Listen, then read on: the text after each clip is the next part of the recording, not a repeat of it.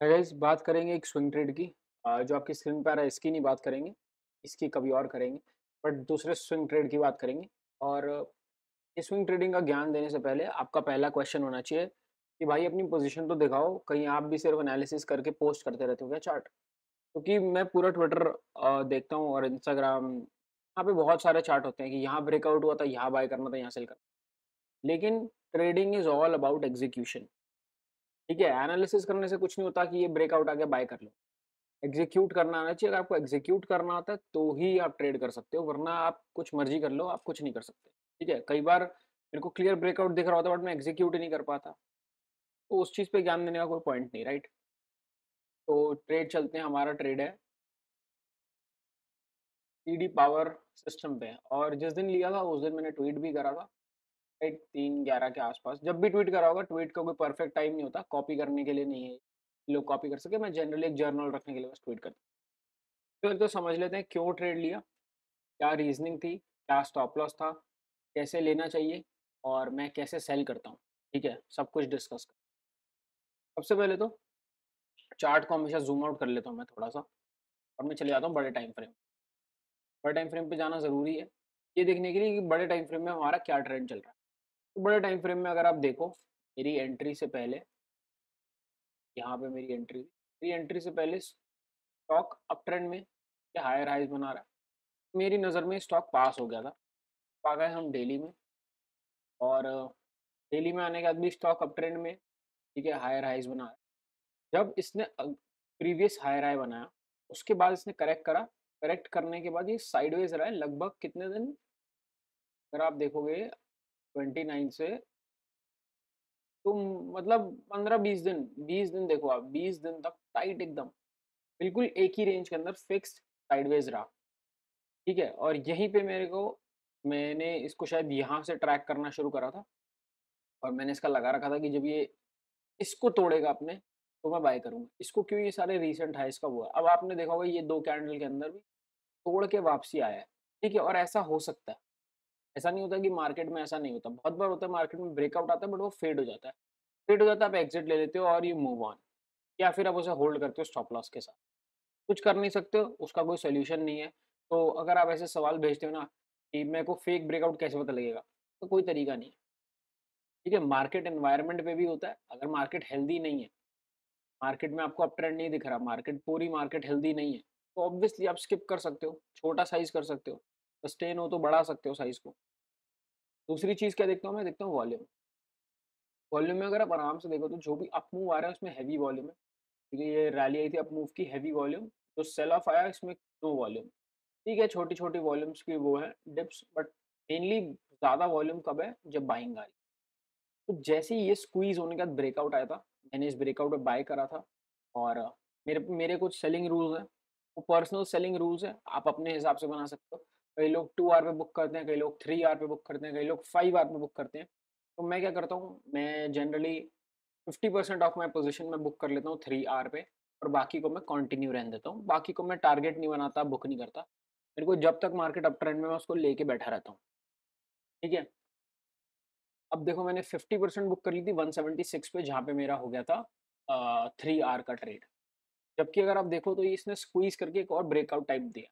But अगर आप अपने रूल्स को फॉलो नहीं करोगे तो कई बार तो मार्केट भाग जाएगी, तो आपको दुख होगा। और जब पीछे आएगी तो डबल दुख होगा।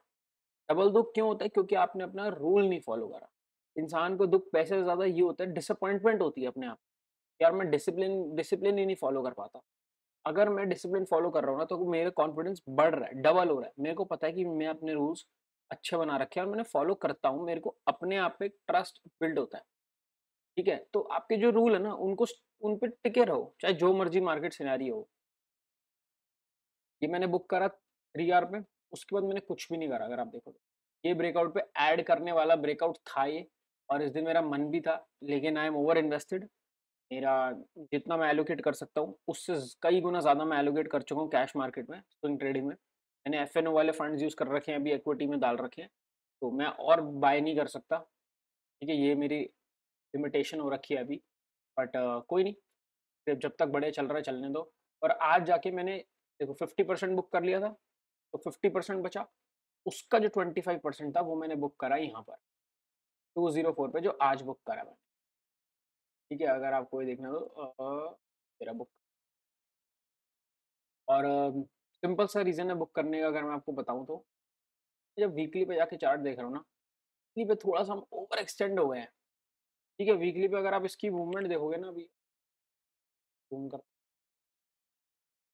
थोड़ा-सा लिखे हुए को यार एडजस्ट करो, कर लेते हैं। देखो हम 32% तब रैली दे चुके हैं। तो मेरे हिसाब से छोटी-सी 5-10% की करेक्शन आ जाए ना, तो बहुत हेल्दी हो जाएगा। तो यहाँ पर एक करेक्शन आ जाए छोटी-सी, 5-10% कितना हुआ? बस ये देखो, इतनी सी करेक्शन आ जाए, वो हेल्दी मूव होता है। जैसे ये हेल्दी मूव है। देखो यहाँ से कितनी करेक्शन आई थी? हाँ, लगभग 8% की ना। मार्केट ऊपर जा रही है, लोअर हाई बना रही है, फिर हायर हाई बना रही है। ये होता है एक हेल्दी मूव। लोग क्या चेज़ करते हैं? मेरे से मिस हो गया ये ट्रेड, मेरी वॉच लिस्ट में था, बट ठीक है यार, क्या करें? लोग चेज़ करते हैं कि उनको सीधे-सीधे मूव मिल जाएँ सारे, सारे नहीं मिलते, ठीक है? जितना ज़्यादा कंसोलिडेट करेंगे ना उतने हेल्दी है। ऐसे नहीं कि अटके ही रह जाएँ, लेकिन 1-2 दिन छोटी-छोटी करेक्शंस आनी चाहिए। अब इसी में आपको एक और ट्रेड दिखाता हूँ, जो मेरा अटका हुआ है एज़ इन लॉस में चल रहा है। मेरे से इस दिन ब्रेकआउट पे मिस हो गया तो मैंने मंडे ओपनिंग और थर्सडे ओपनिंग को बाय करा और स्टॉप लॉस मैंने इसके नीचे लगाया। स्टॉप लॉस तो नहीं हिट हुआ, बट अभी आप देख रहे हो कंसोलिडेट कर रहा है और इस दिन थोड़ी-सी सेलिंग वॉल्यूम भी थी। देखते हैं क्या होगा, मेबी स्टॉप लॉस होगा या आगे से मूव आ जाएगा। कैसे भी आएगा, नेवरदलेस देख लेंगे, ठीक है? और बस यही था, होपफुली आपने कुछ सीखा और मेरी बस एक ही एडवाइस का ध्यान रखना, हमेशा मल्टीपल टाइम फ्रेम में एक्टिव रहो। अगर आप डेली करते हो, वीकली देखो, 15 मिनट करते हो, आवरली देखो, हमेशा मल्टीपल टाइम फ्रेम्स के अंदर एक्टिव रहो।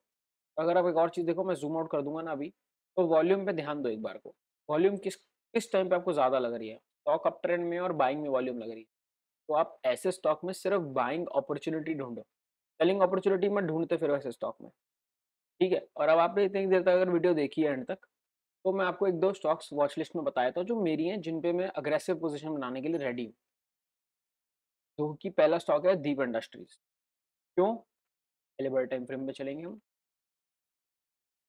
बाइंग देख रहे हो कितनी प्यारी आई है। उसके बाद कंसोलिडेट हो रहा है, ठीक है? ये ब्रेकआउट आया, ये रीटेस्ट मार रहा है ब्रेकआउट और मैं इसको अगर डेली पे ले आऊँ अभी, डेली पे ये पूरा लेवल इसने तोड़ा, रीटेस्ट मारा और अब देखना है कि क्या होगा। मैं उम्मीद कर रहा हूँ 1-2 दिन शायद ऐसे और रहे और अगर ऐसे और रह के ब्रेकआउट आए तो आपको सेम सेटअप मिल गया टीडी पावर सिस्टम जैसा। ठीक है? तो मेरी कोई पोज़ीशन नहीं है इसमें, मैं बिल्ड करूँगा जैसे ये ब्रेकआउट देगा। अगर ये नहीं देगा ब्रेकआउट तो पोज़ीशन नहीं लूँगा। और इसी के जैसा एक और स्टॉक दिखाता हूँ आपको, अदानी नहीं, ये जितने भी आप स्टॉक देख रहे हो सब मेरी वॉच लिस्ट में और देखो, एपीआई ग्रीन भी कुछ आपको सिमिलैरिटी दिख रही है सेम, इतना बड़ा बॉक्स बनाया, ठीक है? साइडवेज़ और ब्रेकआउट, फिर साइडवेज़। अब इसमें क्या थोड़ी-सी दिक्कत आ रही है, मतलब इसमें मेरी प्रेफ़रेंस होगी 1500-1515 के ऊपर बाय करने की, ठीक है? वहाँ पे स्टॉक कॉन्फिडेंट हो जाऊँगा मैं, ज़्यादा कॉन्फिडेंट। बट मेरी पसंद ये भी रहेगी कि अगर हम इसके ऊपर तोड़े तो मैं हाफ पोज़ीशन ले चलूँ। हाफ पोज़ीशन क्या होता है? जैसे मान लो मैंने 20,000 का रिस्क लेना है, तो मैं 10,000 का रिस्क लेके पोज़ीशन को डाल दूँ, छोटी पोज़ीशन डाल दूँ। तो जैसे-जैसे ये ऊपर जाते रहेगा, 1515 तोड़ेगा मैं इसमें और ऐड कर दूँगा 10,000 का रिस्क।